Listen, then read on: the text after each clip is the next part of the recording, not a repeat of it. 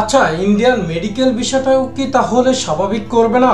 অনেক ভাই বলতেছেন যে ভাই অন্যান্য ভিসাগুলো যদি স্বাভাবিক নাও করে, ওনারা তো বলেছে যে ইমার্জেন্সি ক্যাটাগরির ভিসাগুলো অন্তত স্বাভাবিক করে দিবে, এবং কি ওনারা বারবার বলতেছে যে হ্যাঁ, ইমার্জেন্সি ক্যাটাগরির ভিসাগুলো আমরা স্বাভাবিক করে দিয়েছিও। কিন্তু আসলে মেডিকেল ভিসা কি সহসাই পাওয়া যাচ্ছে?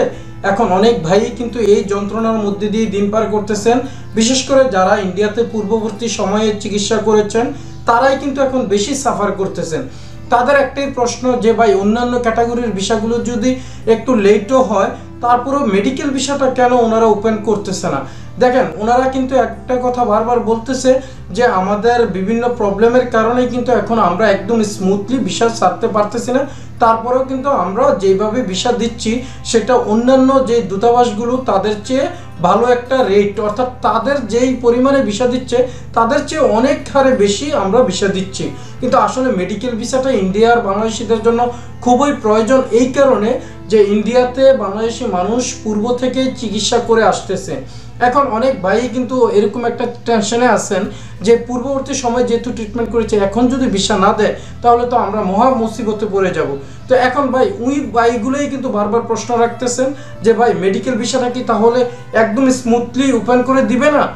আর যদি স্মুথলি ওপেন করে দেয়ও, তাহলে ভাই কবে নাগাদ এই ভিসাটা একদম স্মুথলি ওপেন করে দিবে? কারণ অনেক ভাই কিন্তু এখন অনেক যন্ত্রণার মধ্যে দিয়ে দিন পার করতেছেন। যারা একটা জটিল রোগে আক্রান্ত হয়ে আছেন, তারাই বুঝতেছেন যে আসলে ইন্ডিয়ান মেডিকেল ভিসাটা কতটা জরুরি।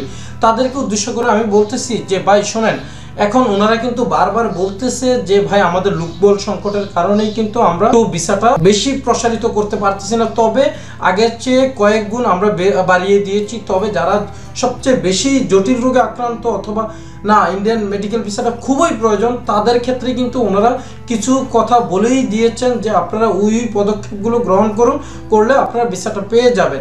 এখন ওই পদক্ষেপগুলো কিন্তু আমি বারংবার বিভিন্ন ভিডিওতে বলেছি।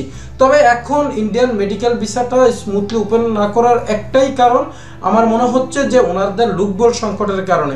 কারণ বাংলাদেশ থেকে কিন্তু কম যাচ্ছে না মেডিকেল ভিসা ইন্ডিয়াতে, অনেক মানুষ চিকিৎসা করার জন্য ইন্ডিয়াতে যায়। তো সেই দৃষ্টিকোণ থেকে তাদের কিন্তু ওই অনুপাতে ভিসা সেন্টারে লোকবলও নেই। এবং কি আপনারা জানেন কিছুদিন আগে ওনারা একটা সার্কুলারও জারি করেছেন যে বাংলাদেশের যে ভিসা সেন্টারে লোক নিয়োগের বিষয়টা নিয়ে, কোনগুলো, ওই যে আপনার সিকিউরিটি বিষয়টা, এই সিকিউরিটির লোকবল যে নিয়োগ দেওয়ার বিষয়টা ওনারা একটা সার্কুলার দিয়েছে। তার মানে বোঝা যাচ্ছে যে আসলে ওনাদের লোকবল মারাত্মকভাবে সংকট।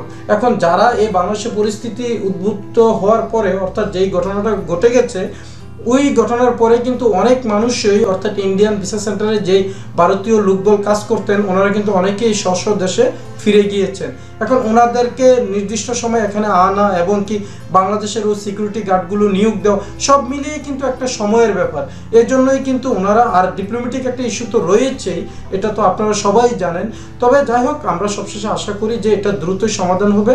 ওকে বন্ধুরা, ভালো থাকবেন। পরবর্তীতে কথা হবে অন্য কোনো ভিডিওতে।